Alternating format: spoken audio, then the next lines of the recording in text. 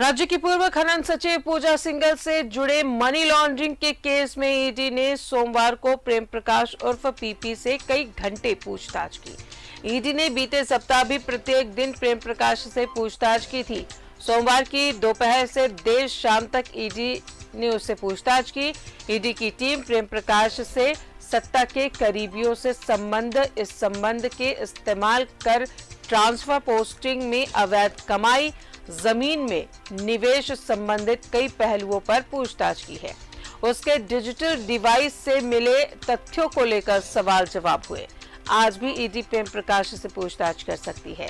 राज्य भर में खनिज लीज से जुड़े कागजातों की मांग के लिए ईडी ने प्रदूषण नियंत्रण बोर्ड से जानकारी मांगी है। राज्य के अलग अलग जिलों में कब कब किसे पत्थर या खनन लीज का आवंटन हुआ, जिन लोगों को आवंटन हुआ उसमें प्रदूषण नियंत्रण बोर्ड की भूमिका, आवंटन रद्द होने की वजह समेत कई बिंदुओं पर जानकारी मांगी गई है। ईडी ने मांग की है कि जानकारी के लिए बोर्ड ने नोडल पदाधिकारी बना दिया जाए।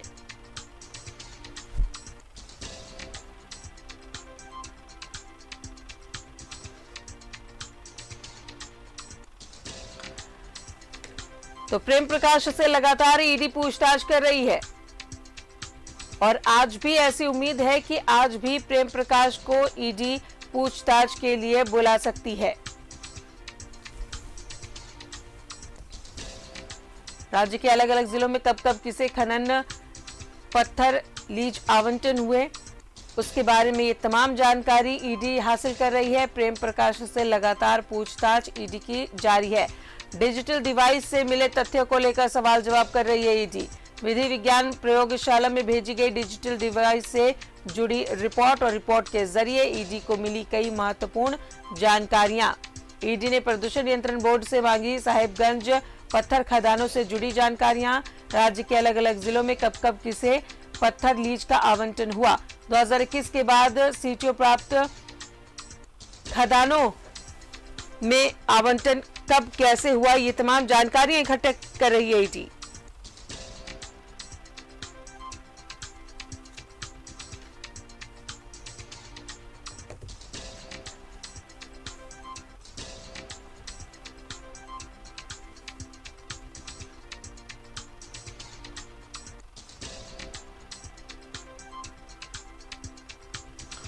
और सीधे जुड़े सहयोगी अंजनी हमारे साथ मौजूद है। अंजनी, जिस तरीके से ईडी अपना काम कर रही है, प्रेम प्रकाश को लगातार कार्यालय बुलाया जा रहा है, कल भी पूछताछ हुई और आज भी ऐसी उम्मीद जताई जा रही है कि आज भी प्रेम प्रकाश को ईडी कार्यालय बुलाकर पूछताछ कर सकती है।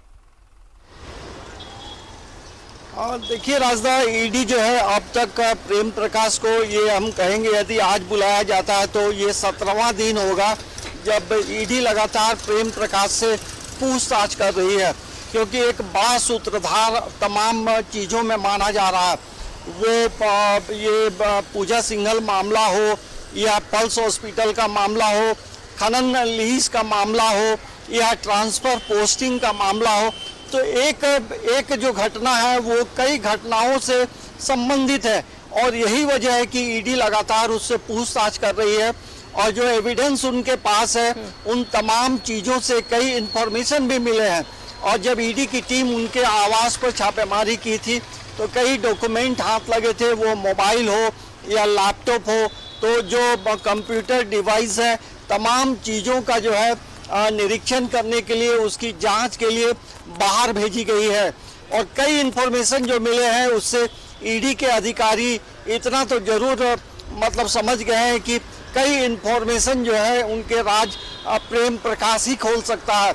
और यही वजह है कि लगभग आज यदि बुलाया जाता है तो 17वां दिन होगा जब प्रेम प्रकाश से पूछताछ होगी। देखिए, मनी लॉन्ड्रिंग का मामला है, अब विदेश से कछुआ लाने का मामला है। आखिर वो 14 कछुआ मंगाया गया था तो 13 जो कछुआ है वो कहाँ है, तो किन्हें वो कछुआ देकर उपकृत किया है। तो आप समझिए एक 28 लाख का कछुआ वो रांची आता है तो वो भी केस बनता है कि जो एनिमल एक्ट के तहत भी उस पर मामला बनता है। तो कई मामलों की जो जांच है ईडी की टीम कर रही है और यही वजह है कि लगातार प्रेम प्रकाश से लगातार पूछताछ हो रही है।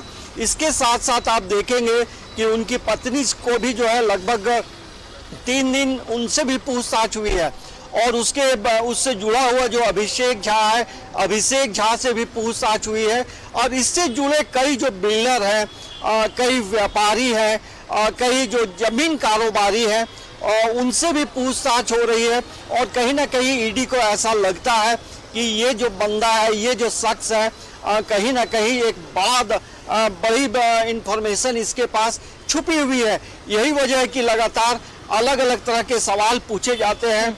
और कल भी जब मैं ईडी के दफ्तर के बाहर जब था राजदा, तो प्रेम प्रकाश से जब आधे घंटे तक पूछताछ हुई, तो अधिकारियों ने कुछ डॉक्यूमेंट की मांग की, कुछ पेपर्स की मांग की। तो फिर अपने घर से अपने ड्राइवर को बुलवाकर कई डॉक्यूमेंट जो है वो ईडी के अधिकारियों को सौंपा गया है।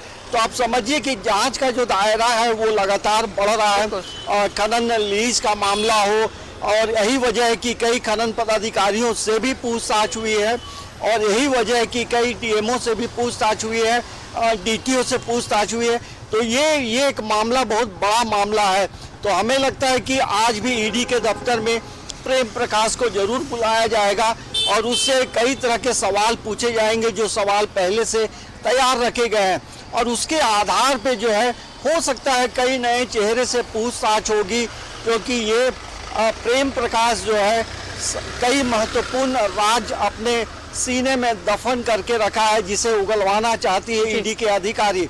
और ईडी के अधिकारी के जो सवाल पूछे जाते हैं तो उनके पसीने छूट रहे हैं, और यही वजह है कि ईडी के अधिकारी लगातार उन्हें ईडी के दफ्तर बुलाते हैं।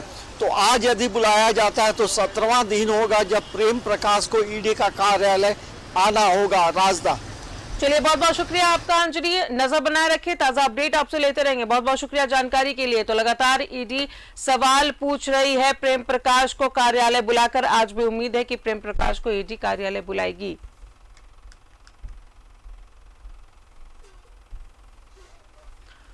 झारखंड की चर्चित कोयला कारोबारी प्रशांत प्रधान प्रवर्तन निदेशालय की रडार पर है। ईडी ने पुलिस मुख्यालय हजारीबाग पुलिस से पत्राचार कर बीते दिनों प्रशांत प्रधान पर दर्ज सारे आपराधिक मामलों, उसके अनुसंधान से जुड़े दस्तावेजों की मांग की थी, जिसके बाद पुलिस मुख्यालय और हजारीबाग पुलिस ने अपनी रिपोर्ट ईडी को भेज दी है।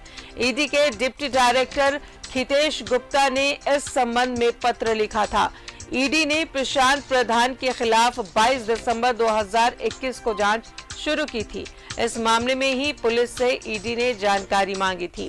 हजारीबाग पुलिस ने ईडी के डिप्टी डायरेक्टर को जांच रिपोर्ट भेज दी है। उसमें प्रशांत प्रधान के खिलाफ दर्ज 16 मुकदमों की जानकारी दी गई है। प्रशांत प्रधान पर कोयला चोरी, तस्करी, हत्या, डकैती समेत कई गंभीर धाराओं में केस दर्ज है।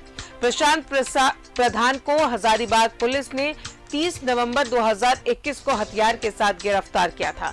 गिरफ्तार प्रशांत प्रधान के पास से पुलिस ने तब एक रिवॉल्वर, एक पिस्टल और 65 गोलियां मिलने का दावा किया था। हाल ही में इस मामले में प्रशांत प्रधान को हाई कोर्ट से जमानत मिली है, जिसके बाद वो जेल से छूटा है।